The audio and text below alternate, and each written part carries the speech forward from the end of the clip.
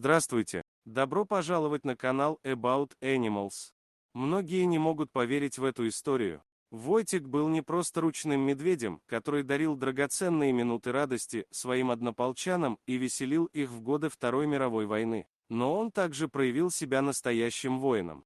В 1942 году армия Владислава Андерса, сформированная из депортированных в 1939 году в СССР поляков, направлялась на Ближний Восток. В Иране весной 1942 года им на пути повстречался мальчик, у которого в мешке они увидели едва живого маленького медвежонка. Оказалось, что охотники убили у него мать. Солдаты 22 роты, накормив голодного мальчика, уговорили его продать им этого медвежонка. Назвали новобранца Войтеком. Оказалось, что медвежонок даже еще не умеет самостоятельно есть, разжевывать и глотать пищу. Кормить его пришлось из бутылочки разбавленным сгущенным молоком, сделав для этого импровизированную соску. Особенно привязался к медвежонку и подолгу возился с ним Петр Прендыш. Чтобы не замерзнуть, Войтик частенько укладывался спать у него на груди. Незаметно подрастая, вместе с солдатами армии Андерса Войтик побывал в Ираке, Сирии, Палестине, Египте. Медвежонок, выросший среди людей, был очень послушным и миролюбивым, совершенно не проявлял никакой агрессии по отношению к солдатам. А солдаты, развлекаясь с медвежонком, показали себя отличными дрессировщиками. Войтека научили стоять в карауле, отдавать честь. Но особенно ему нравилось бороться с солдатами, и это для них было совершенно безопасно. Медвежонок четко знал предел, когда надо остановиться, чтобы не причинить им никакого вреда.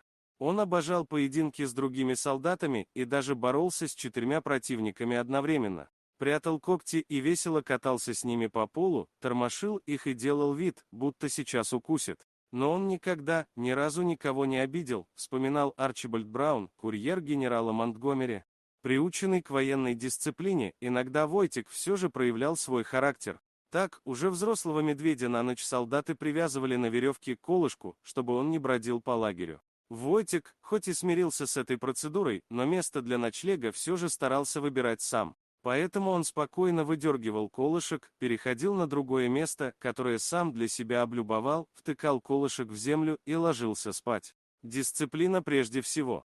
Войтик оказался на редкость наблюдательным и старался во всем подражать людям, копируя то, что видел. Все отмечали его цепкий ум и человеческие повадки. Так, он научился пить пиво, причем пил он его, как и другие солдаты, из бутылки, держа ее в одной лапе. Нравились Войтеку и сигареты, только он их, конечно, не курил, а разжевывал и съедал. Очень забавно выглядело, когда его угощали сигаретой, он делал благодарственный кивок головой. Ведь никто его не учил так делать, сам подсмотрел и скопировал.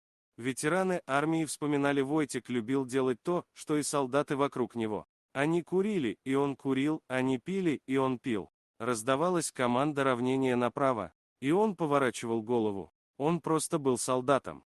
Все солдаты обожали Войтека, и он вовсю старался для них, зная, как их развеселить. Но, как оказалось, самый звездный его час еще впереди. Армия Андерса, перейдя в подчинение к британцам, получила приказ отплыть из Египта на британском военно-транспортном корабле в Италию. И хотя перевозить животных на этом корабле было запрещено, с Войтеком никаких проблем не возникло, ведь он был официально приписан к 22-й роте снабжения артиллерии 2-го корпуса польской армии. В Италии армию Андерса направили на штурм немецких укреплений под Монте-Кассино, сменить сражавшуюся там до этого британскую дивизию, которая понесла очень большие потери. Задача была невероятно сложной, немцы закрепились в крепости на вершине горы, оттуда наступающих отстреливали снайперы. Начинать наступление без предварительного мощного артобстрела было бессмысленно. Этим и занималась польская артиллерия, боеприпасов требовалось очень много. 22-я рота была занята разгрузкой боеприпасов и доставкой их к орудиям, находящимся на горе, солдаты трудились без отдыха. Войтик сначала внимательно наблюдал за ними, а потом произошло нечто совершенно невероятное. Медведь подошел к грузовику, встал на задние лапы, а передние протянул вперед. Поборов сомнения, раздающий положил ему на лапы ящик с боеприпасами, и Войтик понес их в гору к орудиям. После этого он возвратился к грузовику, и следующие ящики стал брать уже самостоятельно и относить, не уронив при этом ни одного снаряда.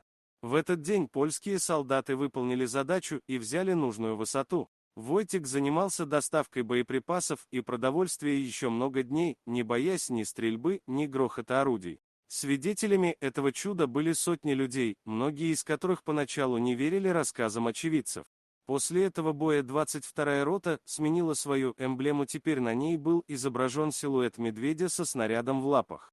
Отслужив 5 лет в польской армии, доблестный медведь был удостоен звания капрала. По окончании войны бойцы подразделений армии Андерса по политическим соображениям не могли возвратиться на родину, вначале их направили в Великобританию, а вскоре и вовсе расформировали. В ноябре 1947-го бывшие солдаты разъехались кто куда, а Войтека было решено оставить в Эдинбургском зоопарке в Шотландии.